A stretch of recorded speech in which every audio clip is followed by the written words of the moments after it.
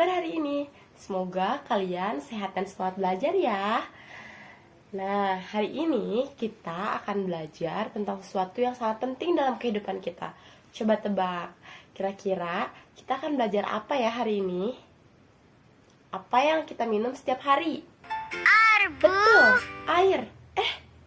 Tadi siapa ya? Kalian pada lihat nggak? Oh, itu kamu.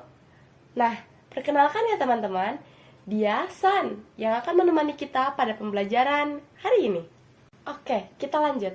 Tapi, tahukah kalian dari mana air itu berasal? Yuk kita cari tahu bersama-sama dalam pembelajaran siklus air. Anak-anak, siklus air adalah proses perjalanan air yang berputar secara terus-menerus dari bumi ke langit, lalu kembali lagi ke bumi. Betul sekali, siklus air sangat penting karena membuat air tidak pernah habis. Ada 4 tahapan yang akan kita pelajari pada siklus air.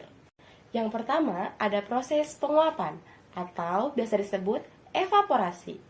Panas matahari membantu penguapan dari air di laut, sungai, kemudian danau, menguap menjadi uap air dan naik ke udara. Selanjutnya ada transpirasi. Transpirasi adalah proses pelepasan uap air dari jaringan hidup tumbuhan, terutama melalui stomata daun, ke atmosfer, yang berperan penting sebagai komponen biologis dalam siklus air. Proses ini memindahkan air dari tanah melalui akar ke tumbuhan dan ke udara, yang berkontribusi signifikan pada pembentukan awan dan presipitasi.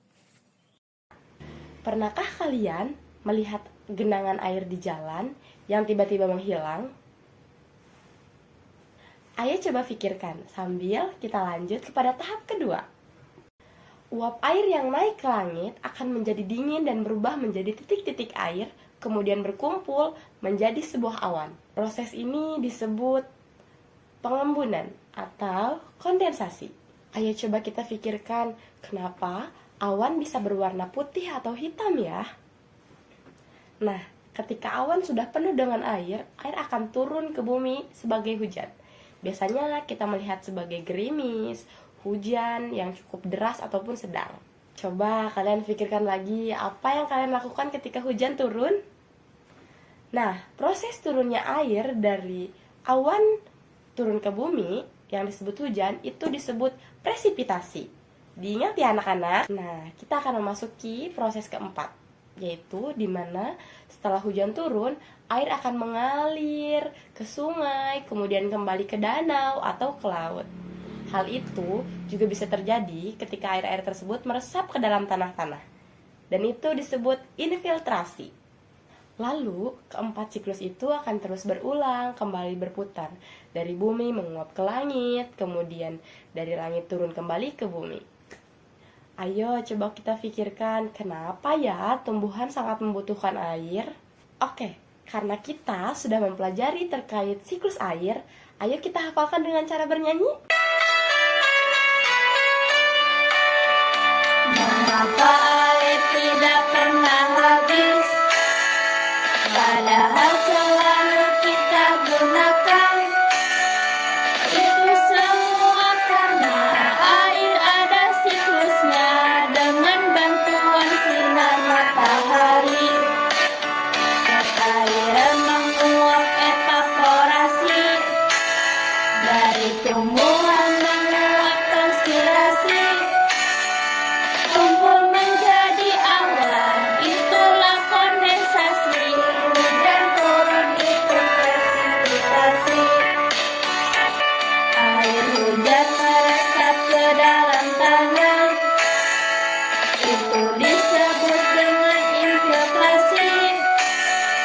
Itulah tahapan proses siklus air. Mari pahami semua tahapannya. Untuk lebih jelas lagi, mari kita sama-sama simak video ini. Pernahkah kalian bertanya-tanya dari mana hujan berasal? Ini adalah perjalanan fantastis yang disebut siklus air.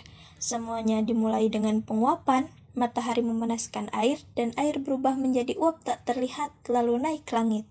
Di ketinggian, udara jauh lebih dingin. Uap mendingin dan kembali menjadi tetesan air kecil, membentuk awan. Ini disebut kondensasi. Ketika awan menjadi terlalu berat dengan air, gravitasi menarik tetesan air ke bawah. Inilah presipitasi, yang berupa hujan, salju, atau hujan es. Air mengalir kembali ke bumi, memberi nutrisi pada tumbuhan, dan mengisi sungai, danau, dan waduk bawah tanah. Akhirnya, air kembali ke laut dan siklus air yang menakjubkan dimulai lagi.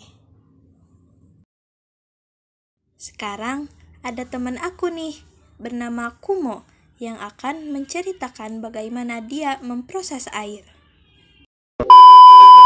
Cerita Kumo si awan hujan. Halo teman-teman, namaku Kumola Nimbus. Kalian bisa memanggilku Kumo.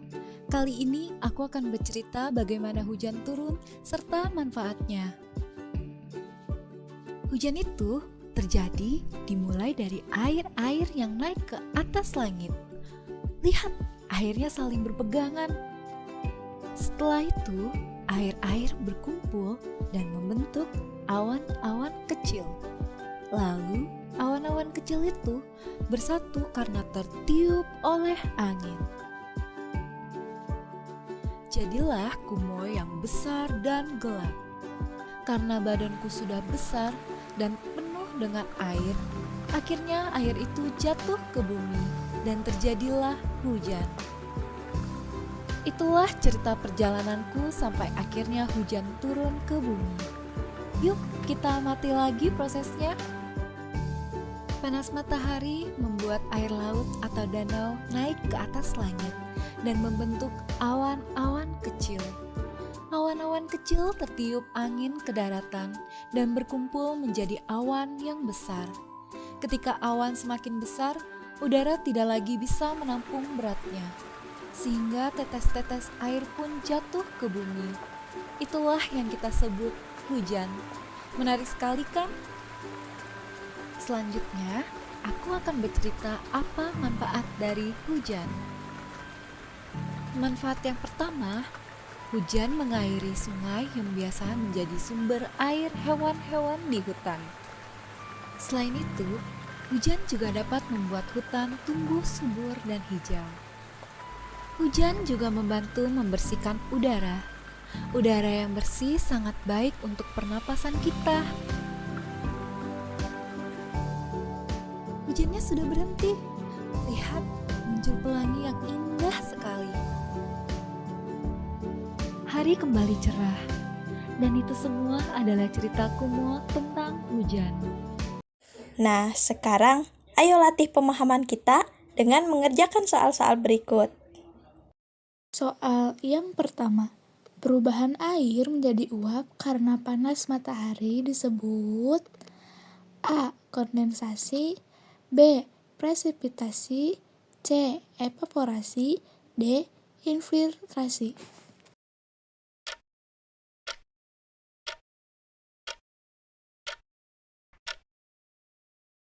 Jawabannya adalah C. Evaporasi.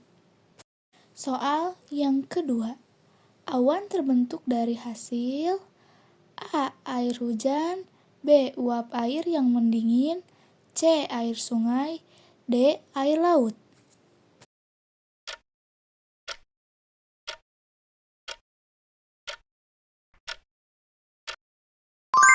Jawabannya adalah B. Uap air yang mendingin.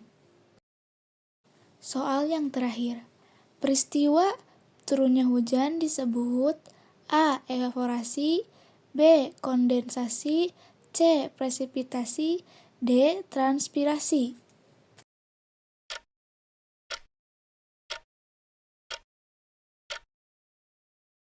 Jawabannya adalah C. Presipitasi. Anak-anak, hari ini kita sudah belajar tentang siklus air, di mana siklus air memiliki 4 tahapan. Ada evaporasi, presipitasi, infiltrasi, dan kondensasi. Jangan lupa diingat ya. Sampai jumpa lagi.